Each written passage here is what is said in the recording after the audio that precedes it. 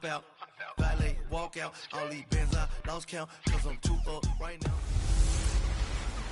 Hello again, everybody. It is the coach. You're tuned in to Madden 19 on EA Sports. Straight ahead, we've got a terrific matchup. All right, Coach, thank you very much. It's the National Football League.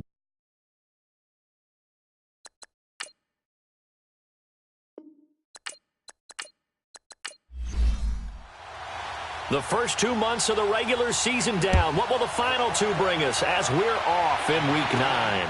This is taken just shy of the 10 here.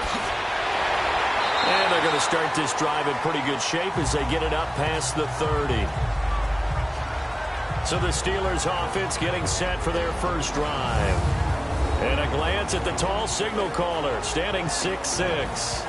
And what I enjoyed in preparing for this game was talking not just with the coaching staff, but with him as well. And I found it interesting that the coaching staff sees him one way, and he sees himself an entirely different way. Yeah, one thing he said he's always working on, we know he's not bad at this, but his footwork, always wants to improve that, and that's something he's going to focus on here. And what was so funny, what the offensive coordinator say right off the top, he's got great footwork. Love his footwork. So this guy is never satisfied.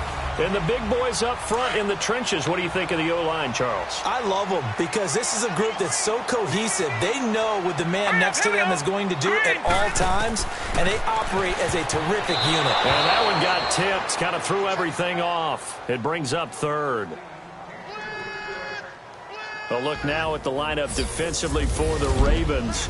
They're in the spot statistically that you don't want to be in against the pass. Number 32 in the league, dead last. That was a nice play right there, but overall this season, it's been an absolute disaster. A total lack of communication on the back end. They need a leader who can put this team, this unit on his shoulder pads and carry them to the right spots. And now the third down throw incomplete as well. And third down is a key down in any game you play. And third down defense, something we've got to watch in this one. Got to be effective on the passing downs. That's a pretty good first step right there. And not what he was hoping for there, as this will hit in the end zone for a touchback.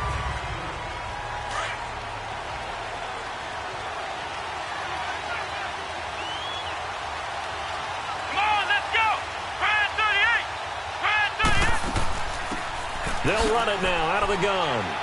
And he's able to plow forward up to about the 29, just shy of the 30. These are his numbers from last week's contest.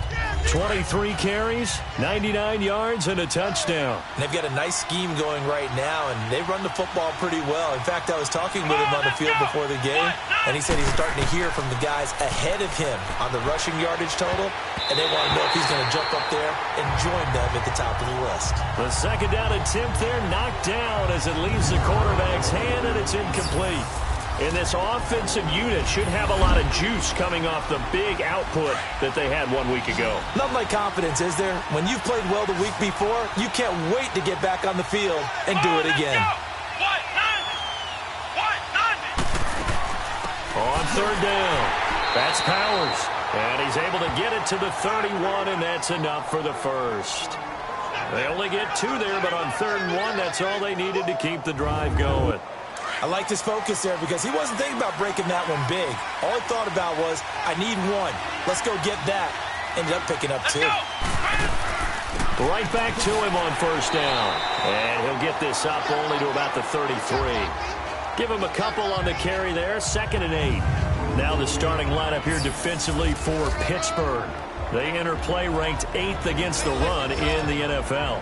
Most of their challenges have come in the passing game because against the run, they've been pretty darn good. Now you've got to figure out a way to slow down those receivers before they get downfield and maybe make a few more plays on the ball when it's in the air. Now they'll throw here out of the gun. And this one is incomplete. Well, that certainly looked like something that they discussed all week in practice getting ready for this one. Take the big shot right out of the gate. At worst, you'll open up the defense a little bit, loosen them up, have them back on their heels. He'll look to throw. And that's Elliott, complete. A very nice pickup of 33 yards. Well, partner, I'm not sure how this drive's going to end, but how about the way they flip field position there? A nice attacking play that picked up a heck of a chunk of yardage.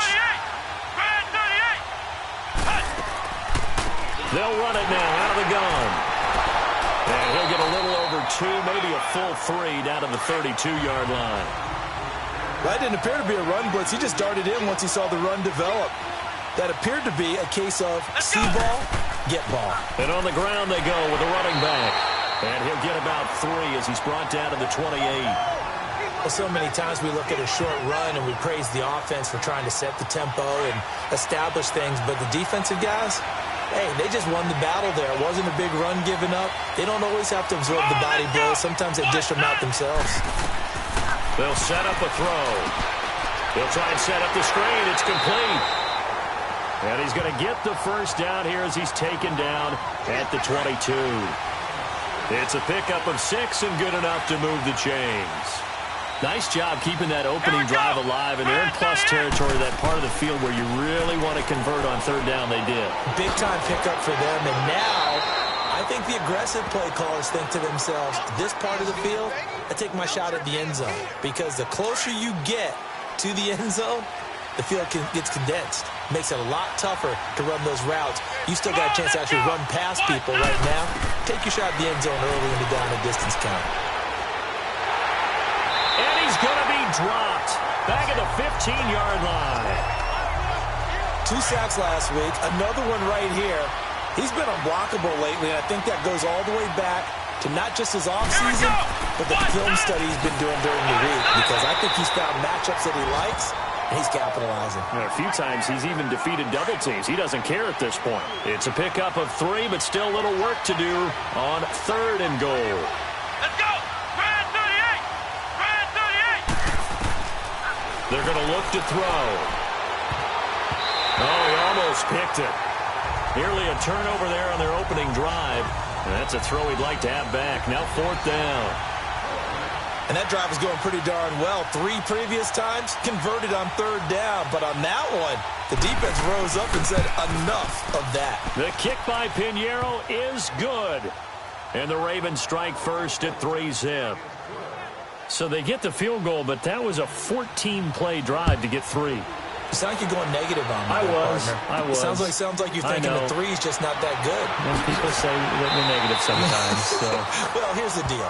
Getting the 3 is good. Obviously, you would think on a 14-play drive you're going to get 6 out of it.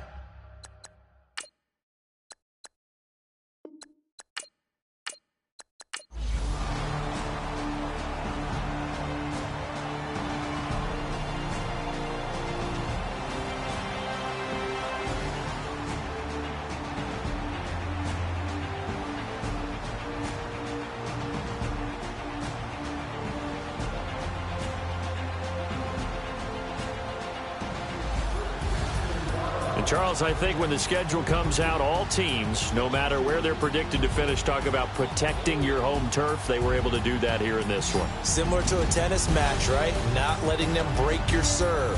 That way you hold on to it. They got it done, and they feel very good about that victory. So for the Steelers, they continue to cruise through this first half of the schedule as they move to 8-0 now on the campaign. And they will hit the road next week for a date with the Cleveland Browns. Meanwhile, for Baltimore, they are barely afloat as they fall to 4-5. And they're going to get an extra week to stew over this as they're not back in action until week 11.